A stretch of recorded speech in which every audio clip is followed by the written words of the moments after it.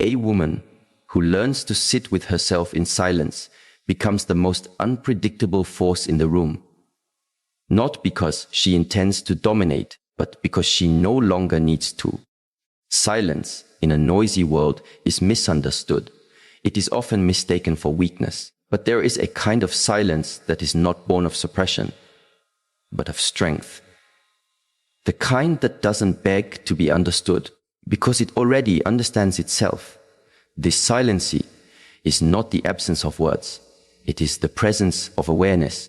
It's the stillness that comes after you stop trying to explain your worth. It's the peace that enters when you no longer react to every shift in another person's mood. It is the clarity that rises when your emotions are no longer dictated by what someone did or didn't say. Most women are trained to over-express, to over-explain, to always give context to their boundaries, until they realize that silence itself is the boundary. When a woman turns inward, not out of fear, but out of choice, she activates a deeper form of respect. People feel it. They may not be able to name it, but they sense it. And when you begin focusing on yourself, not in selfishness, but in stillness, everything misplaced starts falling back into place. When a woman begins to truly focus on herself, something profound begins to shift, not just inside her, but in the world around her. It is not merely about self-care routines or momentary retreats from others. It is a deeper awakening, a quiet decision to stop pouring energy into places that no longer give back, to reclaim attention from everything external and redirect it inward. That shift, though subtle at first, transforms everything.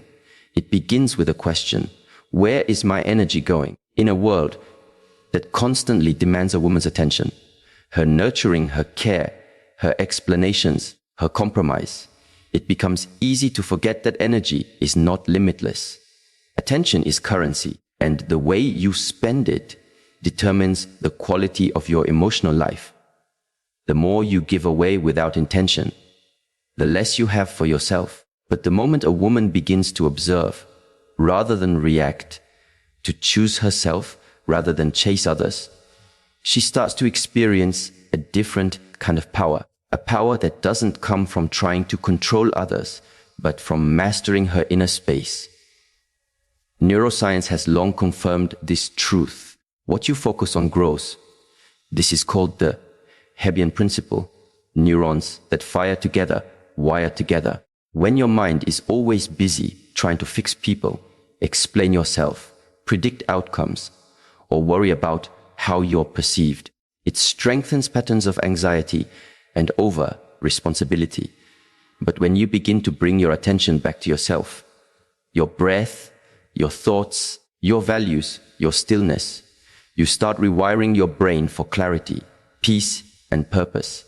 Take the story of Mina, a woman in her late 50s who had spent most of her adult life adjusting herself around others.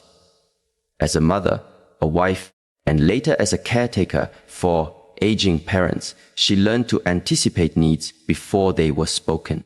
But after her children moved out and her caregiving roles ended, she was left with silence. At first, it was terrifying. The noise of other people's needs had been her compass for so long that she didn't know how to navigate without it. But slowly, she began to ask, what do I feel when no one is watching? What do I want when I'm not needed? She started small. Morning walks without her phone, journaling without editing herself, saying no without guilt, and as her attention returned to herself, something powerful emerged. She no longer felt pulled in 20 directions. Her conversations became more intentional. She no longer responded to emotional manipulation with explanations, just calm silence. And to her surprise, people began to treat her differently, not because she demanded respect, but because she radiated it from within. Focusing on yourself is not abandonment of others. It is anchoring within yourself so you don't get lost in others. You begin to recognize your patterns, where you overextend, where you seek validation, where you betray your intuition to keep the peace. And each time you notice, you interrupt the automatic cycle. That moment of noticing is power. It's awareness becoming action. There is a sacred discipline in remembering yourself before you remember others. It requires asking before every yes, whether it's rooted in fear or integrity. It means pausing before reacting. To ask, is this worth my energy? Does this reflect who I am becoming? It's not easy, especially for women who've been conditioned to associate worth with service, silence with weakness, and boundaries with rejection. But in truth, the opposite is real. The woman who focuses on herself is not selfish. She is self-aware, and self-awareness is the foundation of every healthy relationship. Without it, we end up performing roles instead of being present. We absorb moods, mirror dysfunctions, and confuse emotional over-availability with love.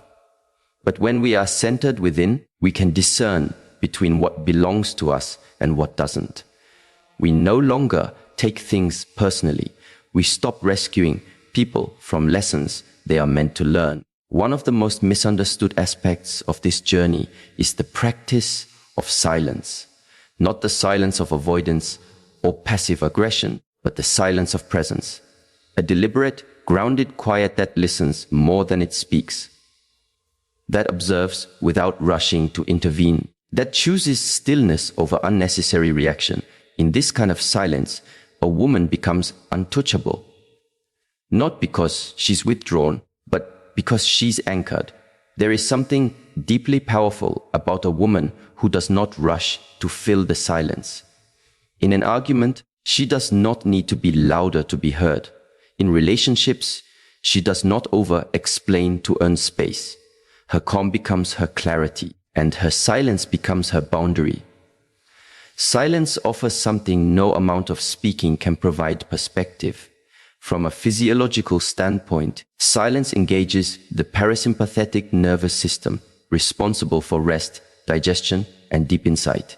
When we are reactive, we operate from the sympathetic nervous system, fight or flight, which narrows our thinking and clouds judgment. But silence restores our access to higher thinking, creativity, and emotional regulation. It gives us space to see things for what they are, not what we fear they might be. Jasmine, a mid-career professional in her 40s, discovered this the hard way.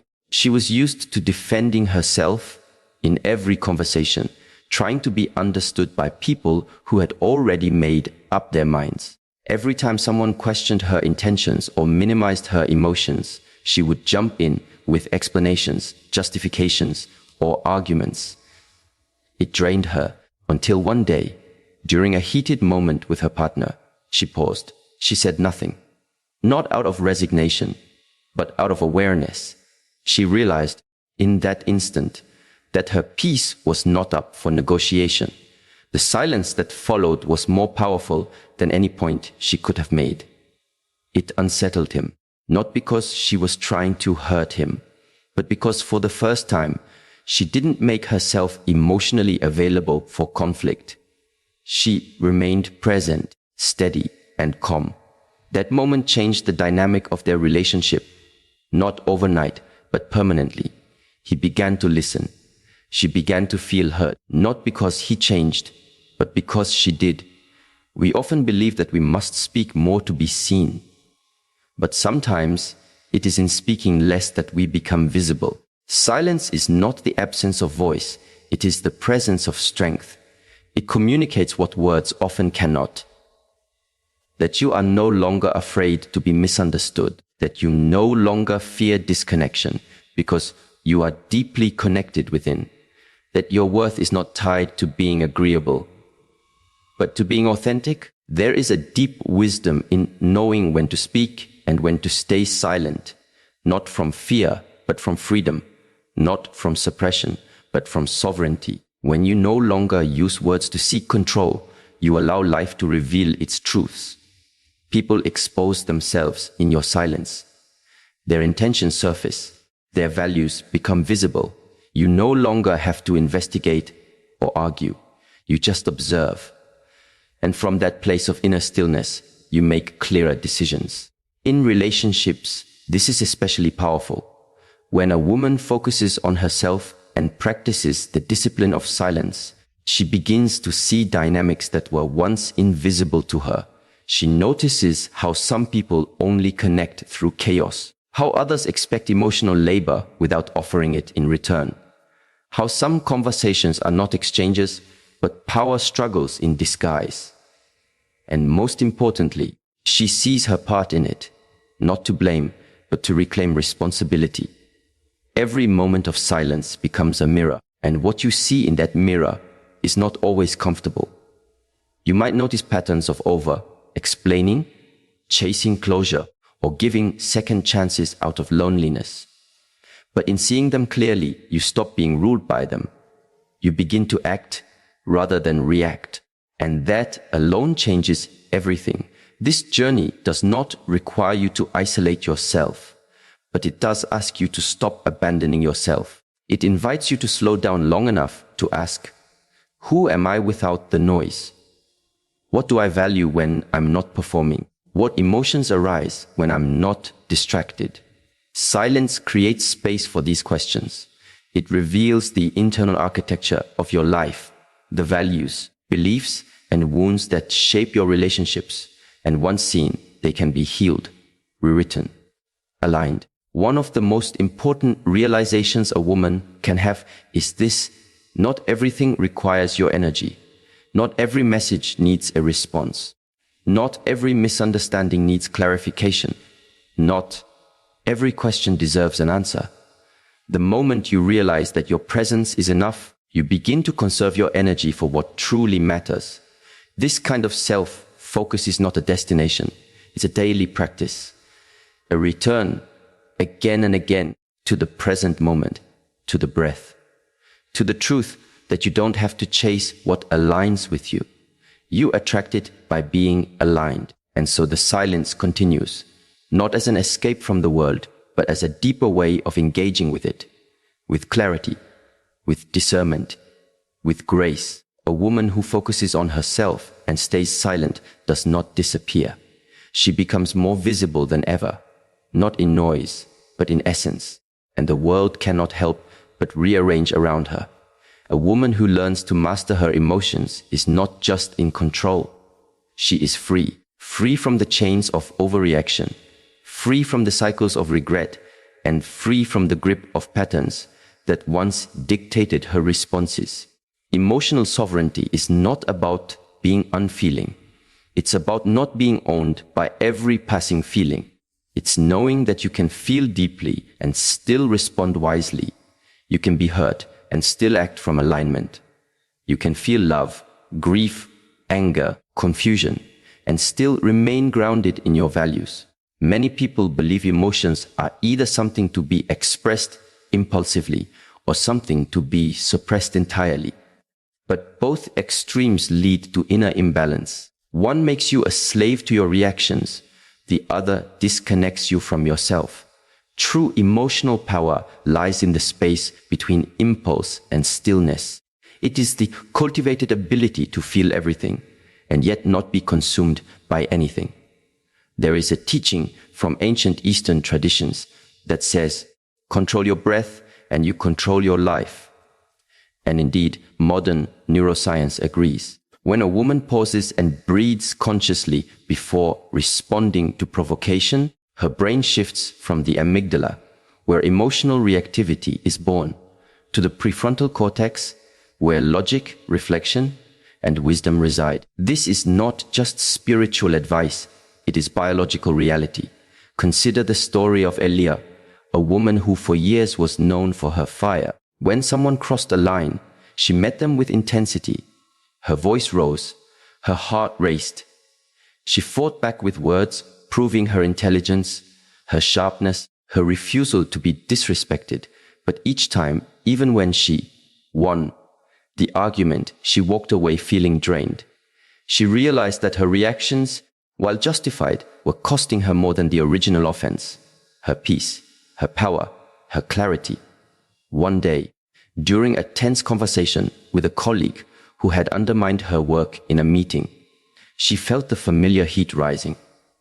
The urge to respond immediately, to defend, to correct, but something in her shifted.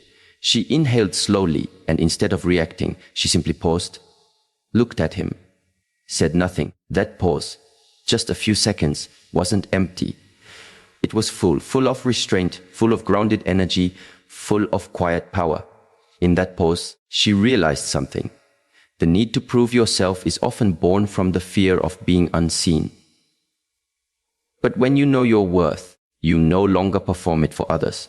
You hold it quietly, and the world learns to feel it without being told. The pause gave her time to assess, was this worth her emotional investment? Did this person truly have the power to define her value? No, she answered him with calm, clear boundaries, not from fire, but from foundation. And the result, he backed down, not because she was aggressive, but because she was anchored. She had stepped into emotional sovereignty. To be emotionally sovereign means your inner state is no longer at the mercy of other people's moods, decisions, or expectations. You stop outsourcing your peace. You stop being available to every emotional tug of war. You don't become cold, you become clear. And this clarity protects you from the trap of reaction. Every time you react without reflection, you give your power away. You let someone else set the rhythm of your nervous system. But when you pause, when you breathe, when you choose instead of react, you reclaim authorship over your inner world. This is especially vital in intimate relationships, where emotional triggers are most deeply rooted. Partners often mirror each other's wounds. One's insecurity feeds the other's defensiveness. One's silence triggers the other's abandonment. One's need for control collides with the other's need for freedom. Without emotional sovereignty, these dynamics spiral into conflict, misunderstanding, and resentment. But with awareness, they become portals for growth. Sophia, a woman in her late 30s, once described how every argument with her partner would end in her crying, shouting, or walking away in anger. She felt unheard, invalidated, emotionally exhausted.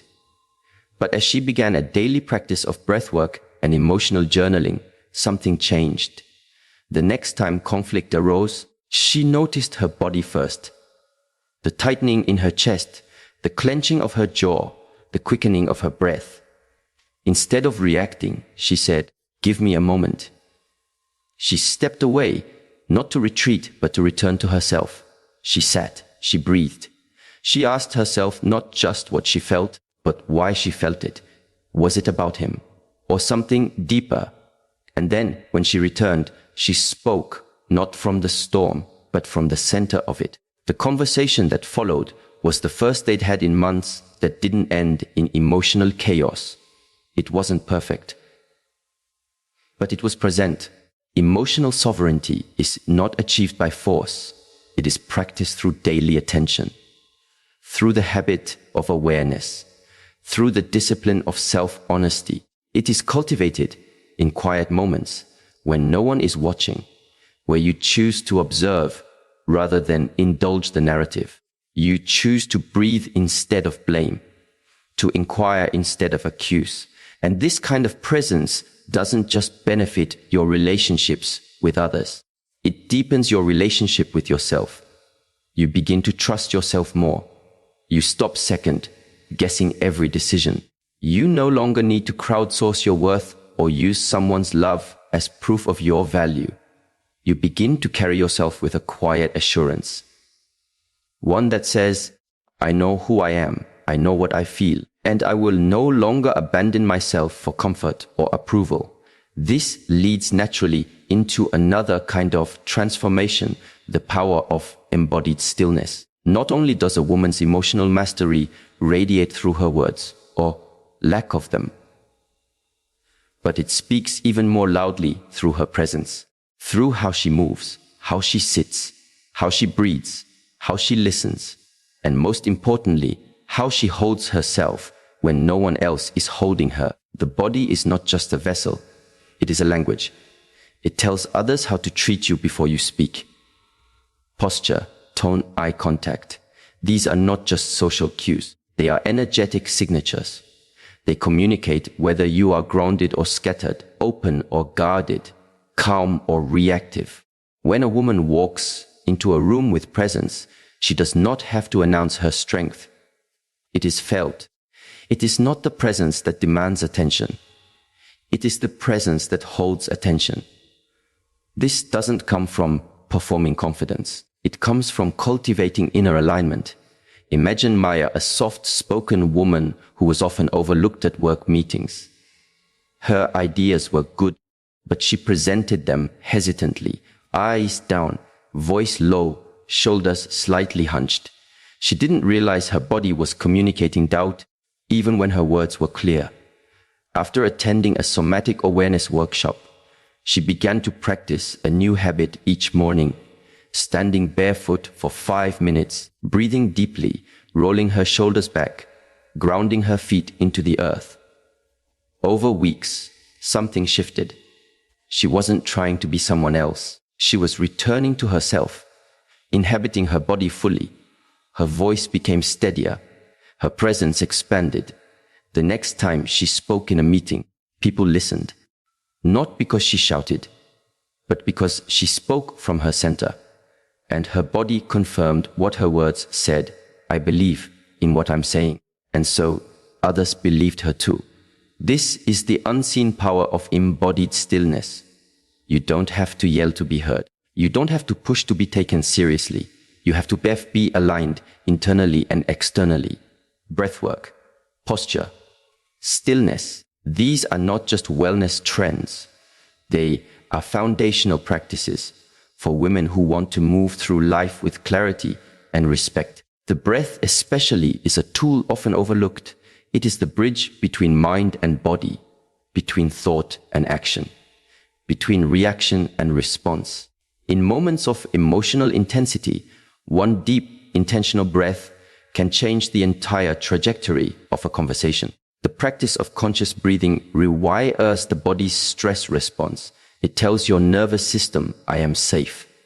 I am here. I can respond with wisdom. Over time, this rewiring becomes your default. You are no longer pulled by the chaos outside you. You move from center. And that center becomes your compass, especially when others try to pull you into storms you didn't create. Embodied stillness also teaches you patience. In a world of urgency, a woman who moves slowly, who responds after reflection, who doesn't rush to fix or explain, becomes a mystery. Not because she hides herself, but because she reveals only what is aligned. Her yes is clear. Her no is unwavering. Her time is sacred. This kind of presence doesn't push away others. It invites truth. It creates a relational field where only authenticity can survive. People can feel when you are present, not just physically, but energetically. They feel safer around you, not because you cater to them, but because you are not at war with yourself. And this, in turn, creates emotional safety in relationships. When your presence is grounded, your partner no longer feels the pressure to guess your mood, manage your triggers, or decode your reactions. You create a space of emotional predictability, not by being passive, but by being internally consistent. Children, too, sense this. A mother who is emotionally sovereign and embodied teaches not by her words, but by her way of being. She models what it means to be present in discomfort, to pause in conflict, to breathe through overwhelm, and that example becomes an inheritance more valuable than any advice. To live in this way requires intention. It is not automatic. It must be cultivated. But the reward is immeasurable. Your relationships evolve. Your decisions clarify. Your energy deepens. You become a quiet force, not for domination, but for peace. Not for attention, but for alignment. Not to prove, but to be. And in that being, others are moved, not by what you do, but by who you are. Because you are no longer just reacting to life. You are responding to it from a place of inner truth. and that truth becomes the most powerful thing in the room. Every woman carries within her a rhythm, an energy, a signal that precedes her words and even her actions. Before she speaks, before she responds, even before she enters the room, there is a kind of transmission that takes place. It is subtle, but it is unmistakable. It is her emotional frequency. And the truth is, people don't just hear what you say, they feel who you are. The mirror effect teaches us that relationships are reflections. What we carry inside, we end up projecting outward. What we avoid internally often manifests externally in the people we attract or repel, in the conflicts we repeat, in the silence we endure, and even in the love we accept. When there is inner disorder, chaos seems to find us no matter how much we run from it. But when there is inner peace, things around us begin to quiet down. Not because the world changes, but because our relationship with it transforms. Imagine a woman who carries unresolved grief in her heart. She may look composed, even smile in public, but something in her frequency speaks of heaviness. Without realizing it, she attracts partners who are emotionally unavailable, mirroring back her own disconnect. Or think of a woman filled with self-doubt. She may speak words of affirmation, but her energy subtly communicates hesitation. And so she finds herself in dynamics where her boundaries are tested, her voice is overlooked, her confidence is questioned. This is not to blame, but to awaken. The mirror effect is not punishment. It is revelation. Life keeps showing us through others what we still need to address within. When you begin to center yourself in truth, not performance, not fear, but truth, everything around you becomes clearer. Not easier, but clearer. A woman once shared how she kept ending up in relationships where she felt used. Every man she dated seemed charming at first, but would later become cold, controlling, or indifferent. At first, she blamed them. Then she blamed herself. But after deep reflection, she realized she was operating from a subconscious belief that her worth was transactional, that love had to be earned through effort. She was overgiving, over-explaining, and overextending herself in hopes of receiving scraps of affection. Her energy was saying, "Please see me," even when her words said, "I'm fine." When she stopped trying to fix others and turned inward, things changed. She began to sit in silence more often, to listen to her own breath, to observe her emotional patterns. She didn't try to be liked. She tried to be honest. She didn't rush into intimacy. She watched people slowly. And she realized something profound. When she became emotionally consistent with herself, people could no longer manipulate her. She stopped attracting chaos. Her stillness began to act as a filter. The mirror effect doesn't just reveal what is broken. It reveals what is possible. When your internal world is ordered, aligned, and nourished, your relationships become reflections of that harmony. It's not magic, it's resonance. We draw people into our lives who vibrate at a similar emotional level. And as we raise our own frequency, not by pretending, but by healing, our environment begins to shift. People begin to respect your silence because they can feel it's not empty. It's intentional. They feel your no before you even say it. They feel your joy, not because you display it, but because it lives in you. You begin to understand that being centered is the greatest protection you can ever have. It shields you not with walls, but with presence. This is why inner work is not a luxury. It is the foundation. The woman who invests in her internal world, the one who examines her stories, clears her energy, and returns to herself again and again, builds a life that reflects peace. She no longer begs for connection. She becomes connection. She no longer performs for love. She embodies love. And from that embodiment, she attracts those who are ready to meet her, not just in romance, but in friendship, in family, in community. This inner alignment requires discipline, It means choosing to pause before reacting. It means walking away from what disrupts your peace, even if it's familiar. It means being willing to feel uncomfortable truths rather than escape into distractions. But the reward is clarity. You begin to trust yourself more. You stop second guessing your instincts. You no longer tolerate energy that drains you because you're too aligned to pretend anymore. Even in solitude, you feel connected because you're no longer seeking from outside what you now generate from within. That shift is everything.